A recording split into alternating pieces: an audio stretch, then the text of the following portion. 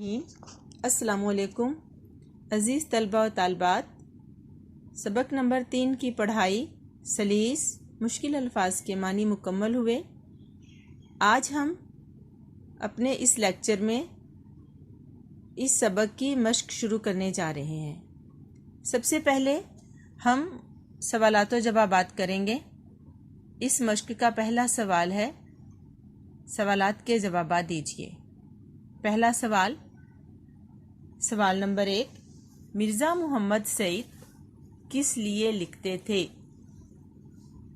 बेटे, आपने भी अपनी नोटबुक पर हेडिंग दे के सवाल आपने अपनी बुक से देखना है, जैसे कि हम प्रैक्टिस करते चले आ रहे हैं।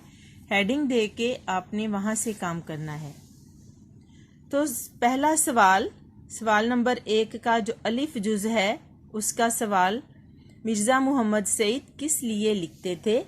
उसका जवाब, मिर्ज़ा मोहम्मद सईद अपनी ज़ाती तस्कीन के लिए लिखते थे। वो किसी को खुश करने के लिए नहीं लिखते थे और ना ही पैसे के लिए लिखते थे। उन्होंने फरमाइशी काम सारी उम्र नहीं किए। सवाल नंबर 2, लाहौर के पब्लिशरों के साथ मिर्ज़ा साहब का रवैया कैसा था? जवाब बे, लाहौर के पब्लिशर्स को वो सरमायादाराना निज़ाम का ही हिस्सा समझते थे।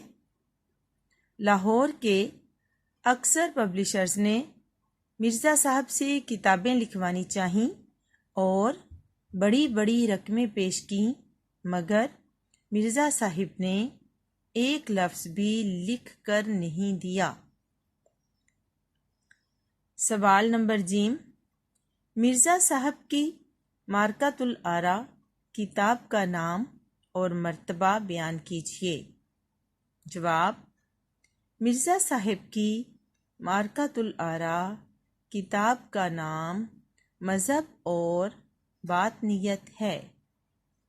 ये एक ऐसा इल्मी कारनामा है कि अगर उर्दू की 100 उम्दा किताबें छांटी जाएं तो उनमें मज़हब और बातनियत को ज़रूर शामिल करना पड़ेगा। सवाल दाल, मिर्ज़ा साहब की किन 2 कौमी शख्सियात से अजीज़दारी थी? मिर्ज़ा साहब की सर सैयद अहमद ख़ां और मुंशी ज़काउल्लाह से अजीज़दारी थी। सर सैयद अहमद ख़ां मुसलमानों में जदीद तालीम के फ़रोग़ के अलमबरदार थे, जबकि मुंशी ज़काउल्लाह ने तहक़ीक़ व तसनीफ़ और तराजिम में बड़ा नाम पैदा किया। सवाल है, मिर्ज़ा साहब ने किस कॉलेज में तदरीस के फ़राइज़ अंजाम दिए? जवाब, तदरीसी फ़राइज़ मिर्ज़ा साहब ने 2 साल 1906 से 7 तक अलीगढ़ में पढ़ाया और उसके बाद गवर्नमेंट कॉलेज लाहौर में तदरीस के फ़राइज़ सर अंजाम दिए। जवाब नंबर वाओ, मिर्ज़ा साहब का सबसे बड़ा मशग़ला क्या था? मिर्ज़ा साहब का सबसे बड़ा मशग़ला मुतालिया कुतुब था। मिर्ज़ा साहब अपनी पेंशन का एक बड़ा हिस्सा किताबें ख़रीदने में सर्फ कर देते थे। सवाल नंबर जे, मुसन्निफ़ के प्रोग्राम दानिशकदा में शिरकत की दरख्वास्त पर मिर्ज़ा साहब ने क्या जवाब दिया? मुसन्निफ़ ने मिर्ज़ा साहब को प्रोग्राम दानिशकदा में शिरकत की दरख्वास्त की तो मिर्ज़ा साहब ने मुस्कुराकर जवाब दिया कि आदमी शोहरत के लिए काम करता है या दौलत के लिए? मुझे ना इसकी ज़रूरत है ना उसकी, इसलिए मैं नहीं आऊँगा। अगला सवाल,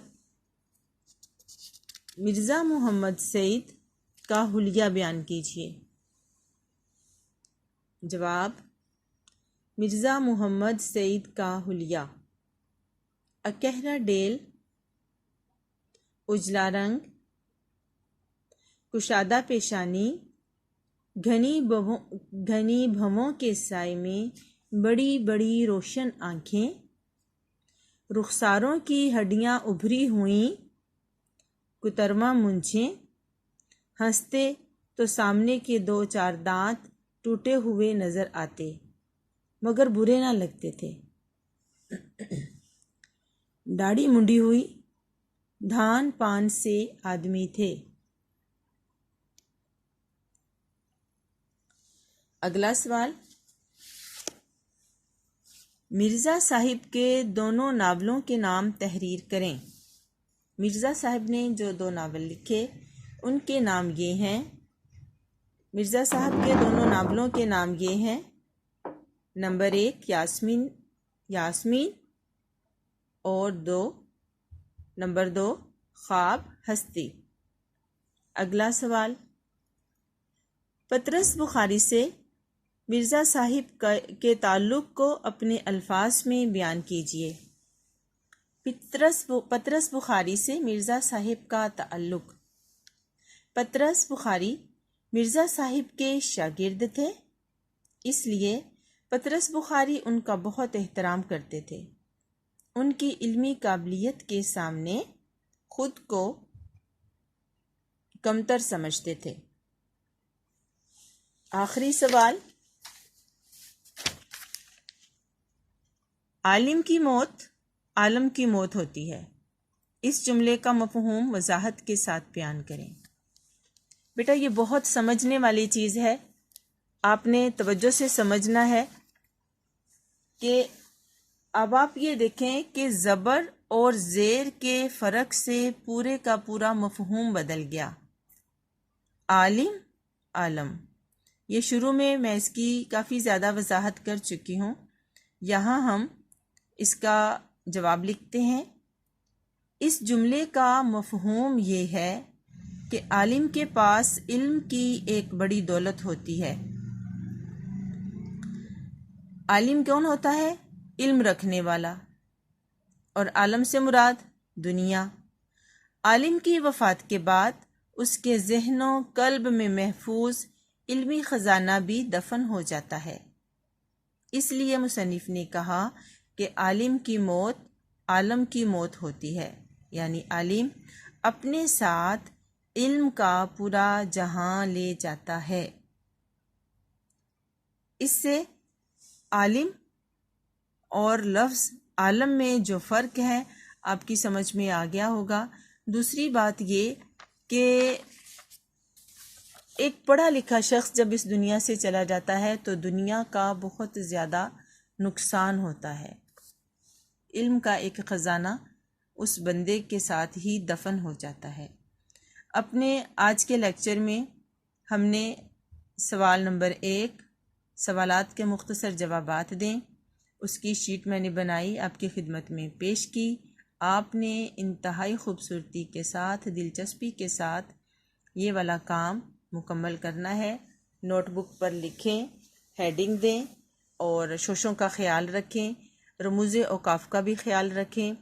और जब डिस्कशन हो तो आपने मुझे काम दिखाना है और जिस चीज़ की समझ ना आए आप लोग पूछ सकते हैं। नोटबुक अपनी मुकम्मल करें, खूबसूरती के साथ उसको कवर करें। आज का लेक्चर हमारा जो है ये मुकम्मल हुआ। अस्सलामु अलैकुम वरहमतुल्लाहि वबरकातुहू।